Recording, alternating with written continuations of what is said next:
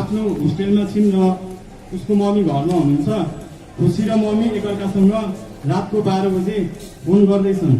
यो चाहिँ final year, खुसीको फाइनल इयर एक्जामको अघिल्लो रातको कुरा। खुसी लागिरहेछ तँलाई, विशाल पानी खा। त्यस्तो धेरै पनि होइन मम्मी, ठिकै छ। नभए तपाईँ पनि सुत्नु छिटो। अब यो कन्भर्सेसन एन्ड हुन्छ, तर त्यसको 15 मिनट पश्चात एक्जामको डरले सताएर खुसीले मम्मीलाई फेरि कल गर्नुहुन्छ। हेलो मामु। हजुर, मैले केही गरेको छैन, म स्योर फेल हुन्छ। कति धेरै सिलेबस कभर गर्न अझ बाँकी नै छ, म स्योर फेल हुन्छ। हेर नडरा, त 3 टर्म जन्मेको थिइस्। जन्मेको पहिलो हप्तामै तँलाई निमोनिया र जन्डिस भएको थियो। त्यो पहिलो हप्तामा चाहिँ तँले यस्तो डटेर काम बाँचिस् भने यो एक्जाम त केही पनि होइन। नडरा, पास हुन्छस्। हस् मामु, I think I can do it. अब यो नाटकको पहिलो एक्टको अन्त भएको छ। अब दोस्रो एक्टमा चाहिँ खुसी एउटा रेजिडेन्ट हुनुहुन्छ नेपाल मेडिकल कलेजमा, गाइने फर्स्ट इयर रेजिडेन्ट। र खुसीले आफ्नो दिनको ड्युटी सकाएर आफ्ना दुईजना इन्टर्नसँग कुरा गरिरहेको छन् लेबर रुममा। यो चाहिँ सिन 2 हो।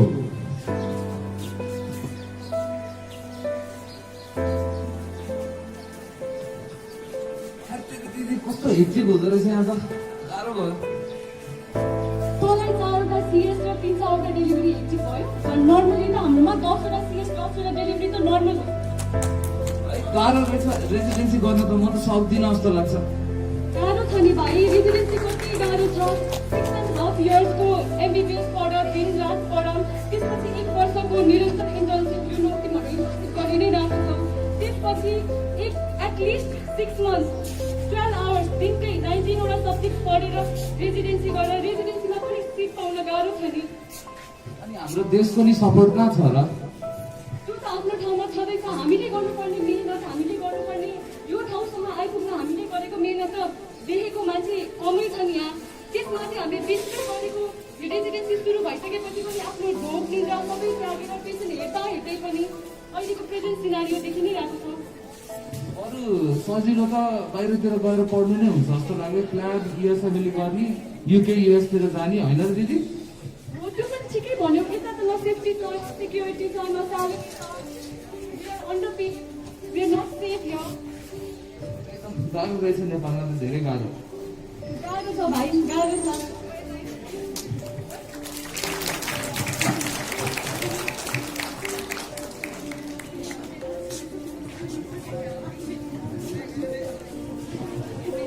दिस इज द यो नाटकको दोषहरूले देखि नै हाल्नुभयो।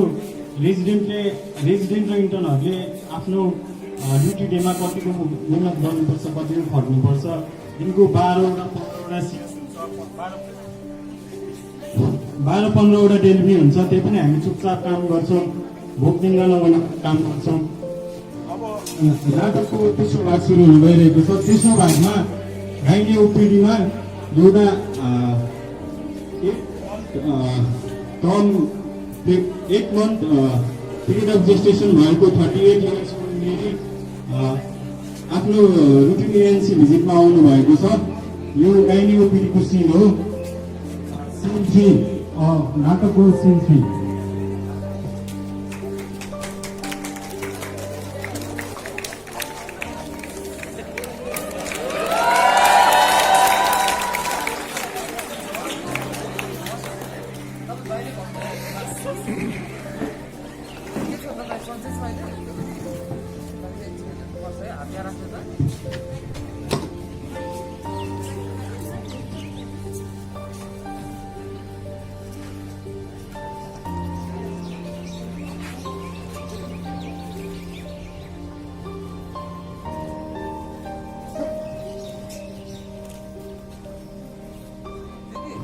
तपाईँले टाउको दुख्ने, आँखा अलिक धमिलो देख्ने त्यस्तो केही भएको छ त?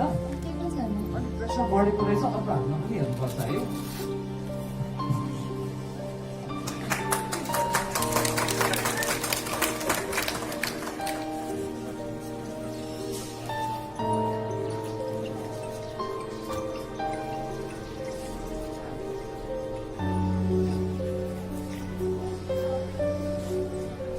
दिदी बढेकै रहेछ रहेछ तपाईँको त। आउनु एकचोटि म्यामलाई पनि देखाउँ है।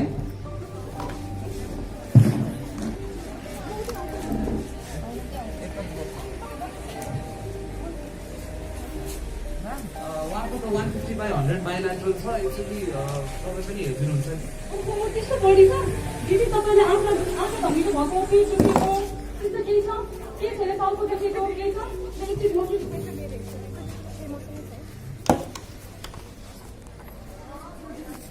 तपाईँ नियमित रूपमा दसैँमा आइराख्नु भएको थियो नि दिदी? जसाउन आएको छैन म। वर्ष चलिरहेको छ राम्ररी? चलिरहेछ टाउको दुखेको केही छैन नि है? नियमित रूपमा खाइराख्नु भएको छ?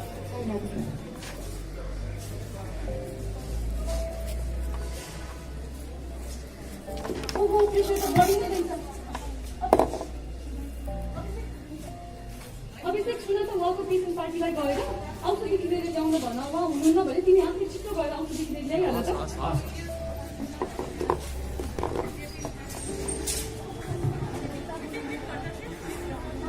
दिदी, अनि अन्तिम महिनावारी कहिले याद छ? छैन, याद छैन। त्यो त याद हुनुपर्ने होइन र तपाईँलाई? मेरो महिनाभरि पहिलादेखि नै गडबड हुन्थ्यो, त्यही भएर मलाई याद छैन। म्याम आफन्त हुँदैन रहेछ, किन औषधि? औषधि खाइहाल्नुहुन्छ? तपाईँको प्रेसर एकदम बढिरहेछ।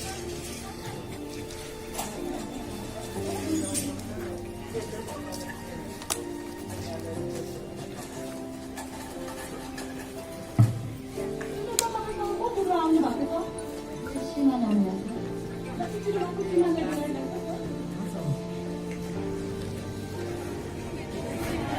अन्तिम भिडियो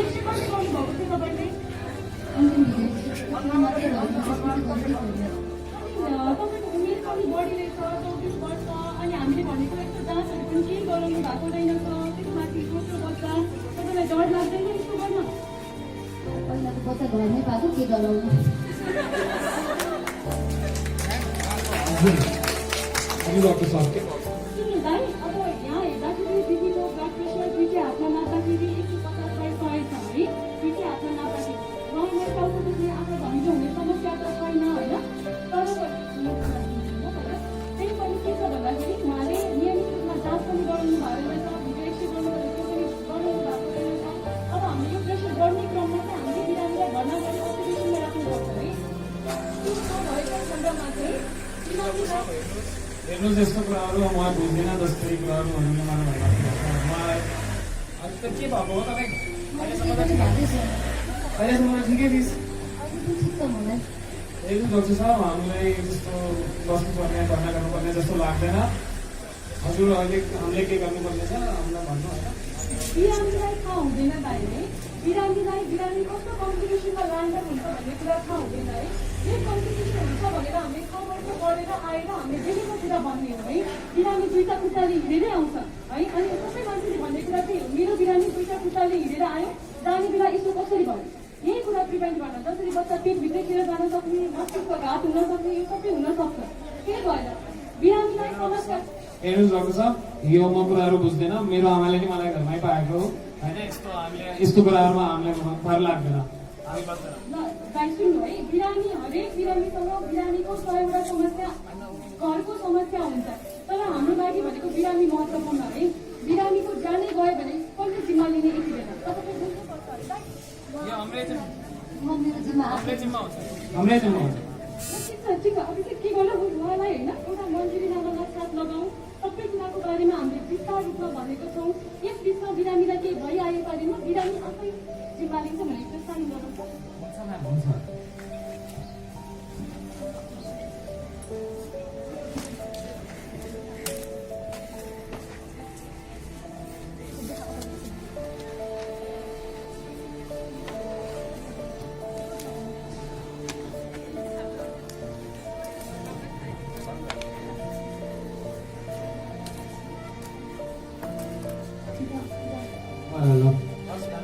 बिरामी यस्तो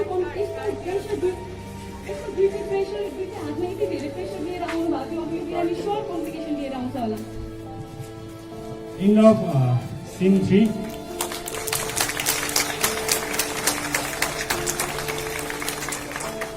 अब हाम्रो नाटकको चौथो भागमा बिरामीले अघि दिदीले भन्नुभयो जस्तै कम्प्लिकेसन लिएर आउनुहुन्छ। इमर्जेन्सी डिपार्टमेन्टमा क्रस गरेर बिरामी आउनुभएको छ।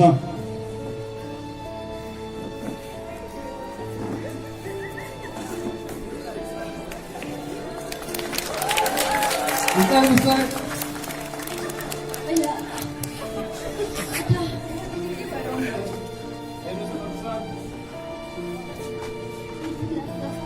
आँखा पनि एकदम भौतिक है।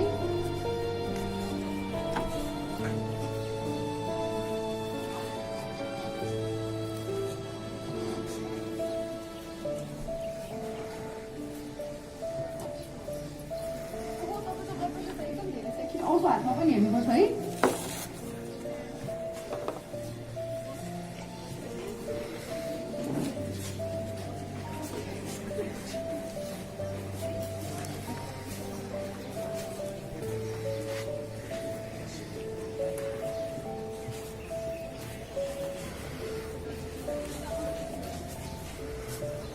तपाईँको ब्लड प्रेसर त 200/120 छ।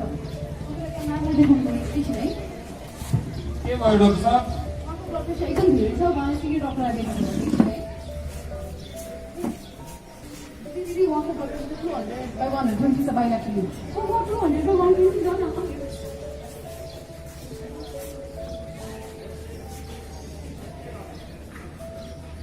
दिदी तपाईँलाई आँखा धमिलो भएको, टाउको दुखेको, पेट दुखेको त्यस्तो केही छ? बच्चा राम्ररी चलिरहेछ?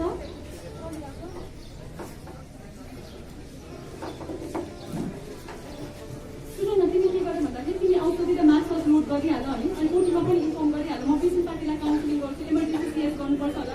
तिमी ल्याबमा गएर ब्लड एरेन्जको कामहरू गर्दै गर है।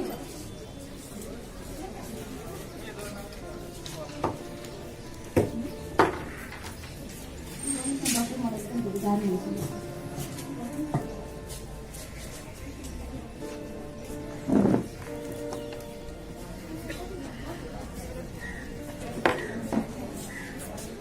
दिदी ल्याबमा उहाँको बी पोजिटिभ ब्लड रहेन रहेछ। मेरो बी पोजिटिभ ब्लड मैले दिन मिल्छ? छिटो गएर क्रस म्याच गरिहाल्नु हुन्छ।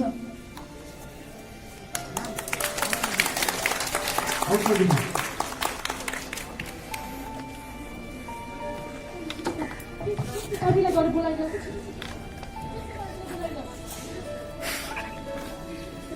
हजुर डाक्टर साहब के भएको रहेछ?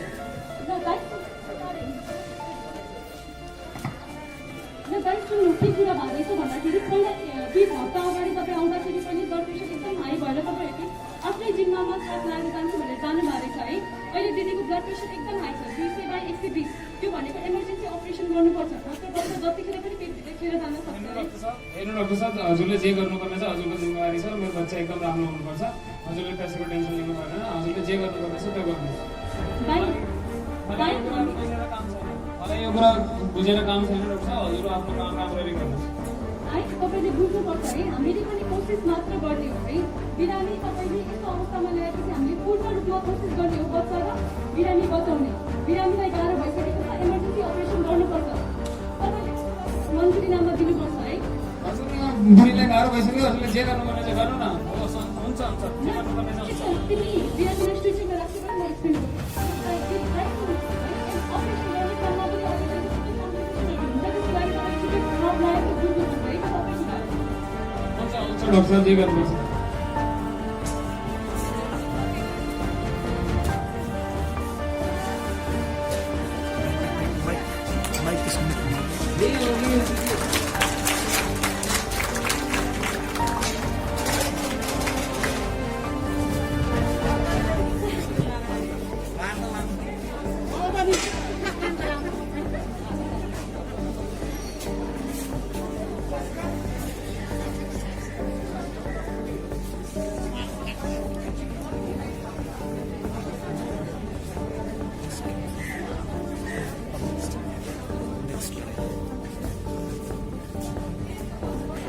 इमर्जेन्सी केस हुँदैछ। अब भइसकेपछि डाक्टर प्रियङ्का आफ्नो पेसेन्ट पार्टीलाई एक्सप्लेन गर्दैछन्।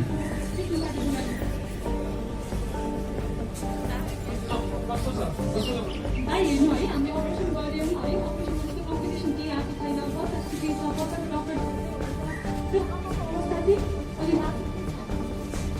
बच्चालाई ठिक छ होइन?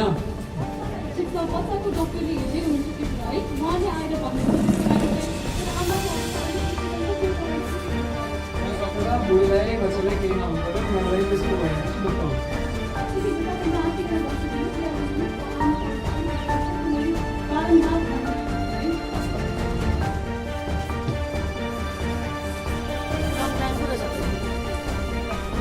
हस्पिटलको पोस्ट अपरेटिभ वार्डमा आएका छन्।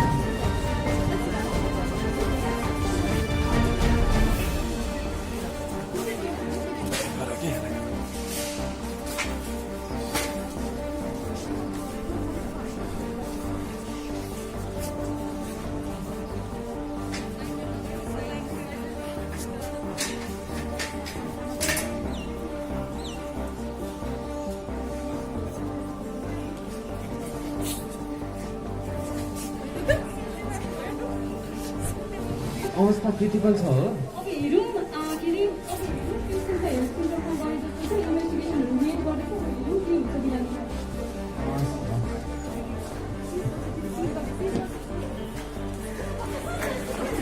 बिरामीलाई सिजर आएको छ।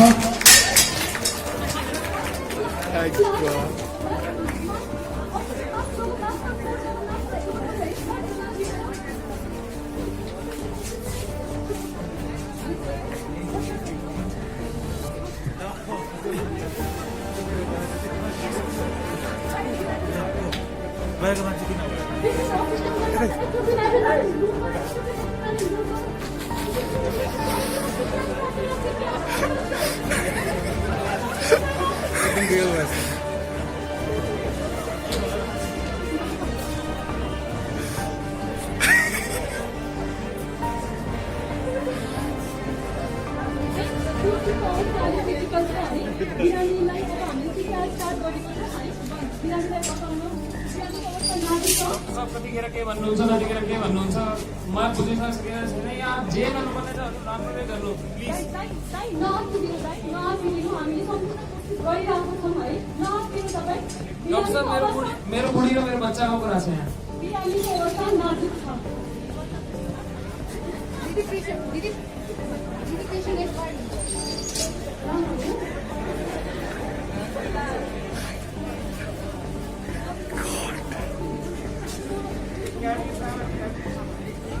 बारीलाई एकछिन गर्नु पर्यो है।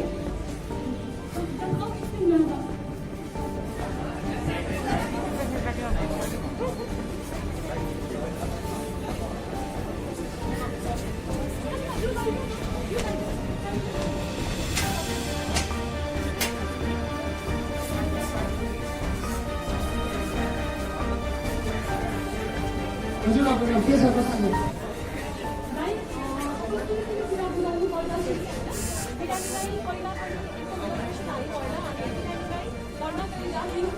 उपचार गर्नुपर्छ भन्दाखेरि तपाईँले आफ्नै जिम्मामा बिरामीलाई हटाउनु भएको थियो है, त्यो कुरा तपाईँलाई याद छ के भन्न खोज्नुहुन्छ डक्टर साहब, के भन्न खोज्नुहुन्छ?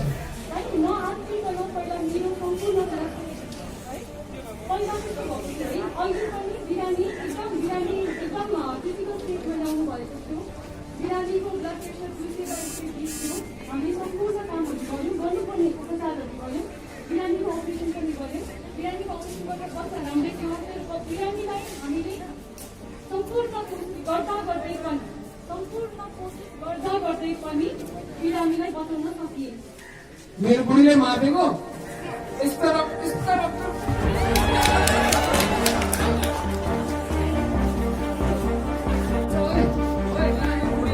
नेपाल मेडिकल कलेज आउनु पर्यो सबै।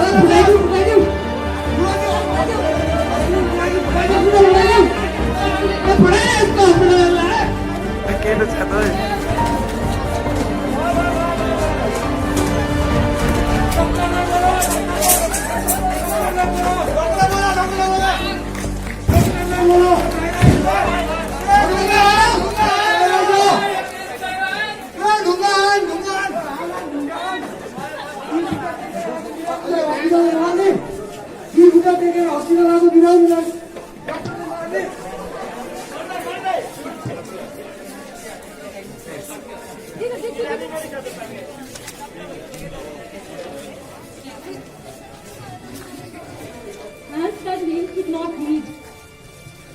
Said Dr. Lies. Injustice anywhere is injustice everywhere. Jail without bail. Hands that heal should not bleed. We want central act against violence.